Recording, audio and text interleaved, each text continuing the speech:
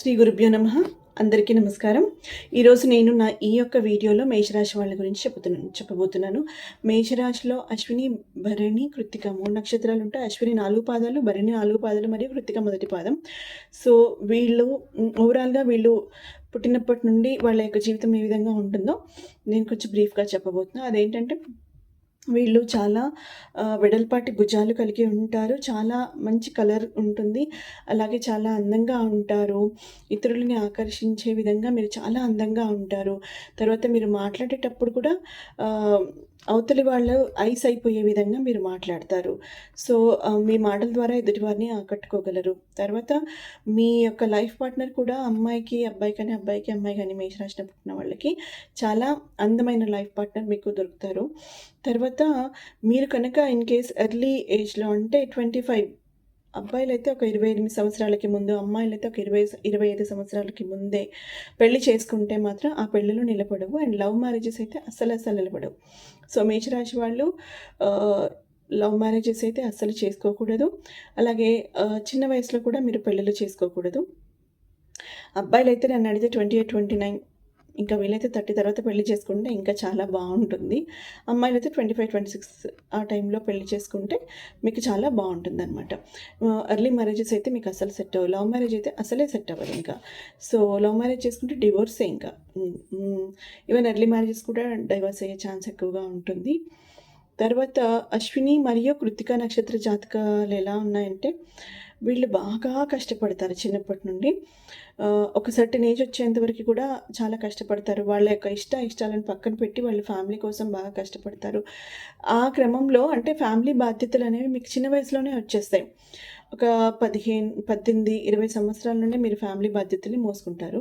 So అంటే ఇది అందరికీ కాదు, కొంతమందికి అయితే తప్పకుండా వర్తిస్తుందండి.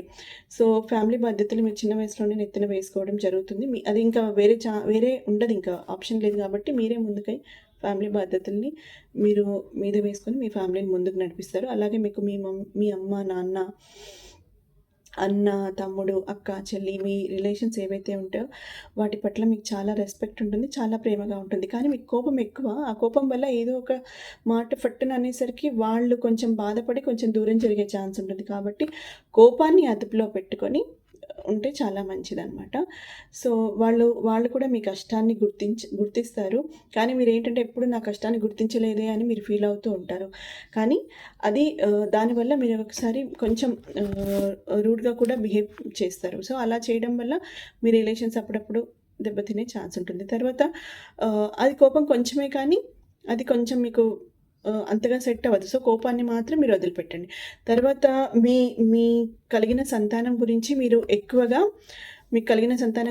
ఎక్కువగా కష్టపడుతుంటారు. మీ సంతానాన్ని ఒక మంచి పొజిషన్లో, మీకు అమ్మాయి కానీ అబ్బాయి కానీ మీ పిల్లల్ని ఒక మంచి పొజిషన్లో చూడాలి అని అనుకుంటారు. దానికోసం మీరు చాలా కష్టపడతారు. ఎంత డబ్బైనా సరే నేను పెట్టాలి మా పిల్లలకి అన్నట్టుగా మీరు ఎక్కువగా ఆరాటపడుతూ ఉంటారనమాట. సో పిల్లలంటే మీకు బేసిక్గా చాలా ప్రేమ ఉంటుంది.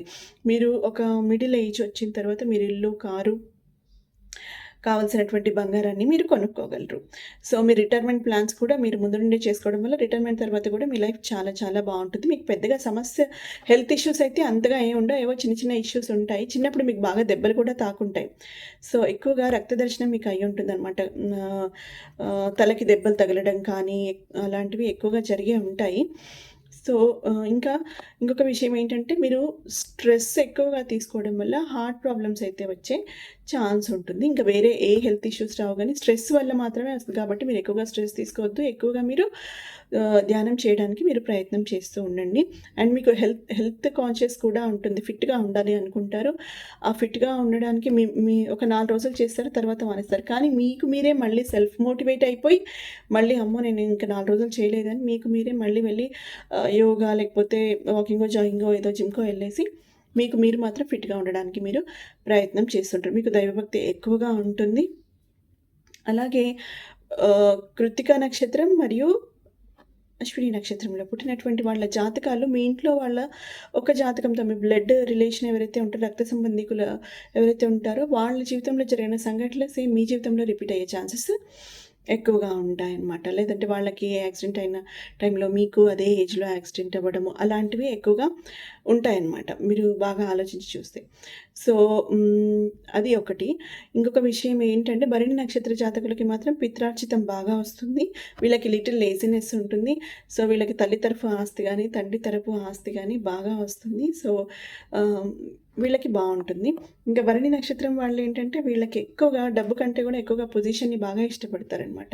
సో, సొసైటీలో నేను ఎక్కువ హై పొజిషన్‌లో ఉండాలి అంటే ఏదైనా సరే వీళ్ళ కమాండింగ్ ఎక్కువగా ఉంటుంది. డామినేటింగ్‌గా ఉండాలి అనుకుంటారు. మంచి పొజిషన్‌లో ఉండాలి అని అనుకుంటారు. లైక్ పాలిటిక్స్ కానీ ఇంకేదైనా సరే ఇప్పుడు మీరుండే సొసైటీలో గానీ మిమ్మల్ని గుర్తించాలి, అందరూ మీతో వచ్చి మాట్లాడాలి అనే ఎక్కువగా తహతహలాడుతూ ఉంటారు. మీరు పాలిటిక్స్‌లో ట్రై చేస్తే తప్పకుండా మీరు సక్సెస్ అవుతారు. ఇంకా అశ్విని నక్షత్రం వాళ్ళేంటంటే వీళ్ళు ఎక్కువగా అశ్విని నక్షత్రం వాళ్ళు విశాఖ, పునర్వసు, తర్వాత పూర్వభద్ర ఈ 3 నక్షత్రాల రోజున మాత్రం మీరు ఏ పని స్టార్ట్ చేయొద్దు. బయటికి అసలే వెళ్ళొద్దు. ప్రయాణాలుంటే మానుకోండి. తర్వాత వీళ్ళు ఎక్కువగా గణపతిని ఆరాధించాలి. వీళ్ళు నవముఖి రుద్రాక్షని ధరిస్తే చాలా చాలా మంచిది. తర్వాత వీళ్ళు ఎక్కువగా గణపతిని ఆరాధించాలి. గణపతి గాయత్రి ఉంటుంది కదా! గణపతి గాయత్రి మంత్రాన్ని వీలైనన్ని సార్లు ఎక్కువగా జపిస్తే చాలా మంచిది. వీళ్ళ లక్కీ నంబర్స్ వచ్చేసి 1, 4, 5, 9 అనమాట. సో, ఇవి ఆదివారము, గురువారము, శుక్రవారము వీళ్ళకి కలిసి వచ్చే వారాలు. లక్కీ నెంబర్స్ 1, 4, 5 మరియు 9. సో, వీళ్ళు ధరించవలసింది వైఢూర్యం అండి. తర్వాత భరణి నక్షత్రం వాళ్ళు ఎక్కువగా లక్ష్మీదేవి ఆరాధన చేయాలి. లక్ష్మి గాయత్రి మంత్రాన్ని ఎక్కువగా స్మరిస్తూ ఉండాలి. వీళ్ళు వజ్రాన్ని ధరించాలి. అలాగే వీళ్ళు షణ్ముఖి రుద్రాక్షని ధరిస్తే చాలా మంచిది. వీళ్ళు పుష్యమి, అనురాధ మరియు ఉత్తరాభాద్ర ఈ 3 నక్షత్రాలు ఉన్నప్పుడు ఎలాంటి ప్రయాణాలను మీరు పెట్టుకోవద్దు. ఎలాంటి కొత్త పనులు మీరు స్టార్ట్ చేయొద్దు. మీకు కలిసి వచ్చే అదృష్ట సంఖ్యలు లక్కీ నెంబర్స్ 4, 6, 7, 9. తర్వాత మీకు సోమవారము, బుధవారము, గురువారము సూపర్‌గా కలిసొస్తాయి. తర్వాత కృత్తిక నక్షత్రం వాళ్ళు కెంపుని వెండితో కలిపి చూపుడు వేలుతో పెట్టుకోవాలి. ఇక్కడ పెట్టుకోవాలి మీరు కృత్తిక నక్షత్రం వాళ్ళు. వీళ్ళు ఎక్కువగా రుద్రగాయత్రిని జపిస్తూ ఉండాలి. ఇంకా వీళ్ళకి ఏంటంటే ఇల్లు నీట్‌గా లేకపోతే చిట్చిటిగా ఉంటుంది. అబ్బా ఏంటి ఇలా ఉంది అన్నట్టుగా ఉండి ఒక లైక్ డిప్రెషన్‌లోకి వెళ్ళిపోతారు. సో, వీళ్ళు ఎక్కువ నీట్‌నెస్‌కి ప్రాధాన్యతనిస్తారు. దానివల్ల ఏంటంటే మైండ్‌కి సంబంధించినటువంటి కొన్ని ప్రాబ్లమ్స్, హెల్త్ ఇష్యూస్ వచ్చే ఛాన్స్ ఉంటుంది. కాబట్టి మీరు ఎక్కువగా సూర్య నమస్కారాలు చేయాలి. సూర్యుడిని ఎక్కువగా ఆరాధిస్తూ ఉండాలన్నమాట.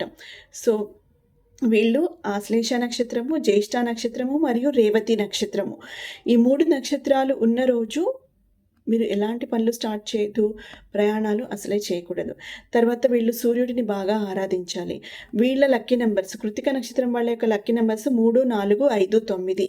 వీళ్ళు బుధవారము మరియు శుక్రవారము మరియు శనివారము ఈ 3 వారాలు మీకు బాగా కలిసొచ్చే వారాలన్నమాట. బుధవారం, శుక్రవారం, శనివారం కొత్త జాబ్ జాయిన్ అయినా, కొత్త బిజినెస్ చేయాలనుకున్న బుధ, శుక్ర, శని వారాలు 3, 4, 5, 9 ఈ డేట్లు ఉండి ఆశ్లేష, జ్యేష్ఠ, రేవతి నక్షత్రాలు లేకుండా ఉంటే మీకు అంతా కూడా సక్సెస్సే అనమాట.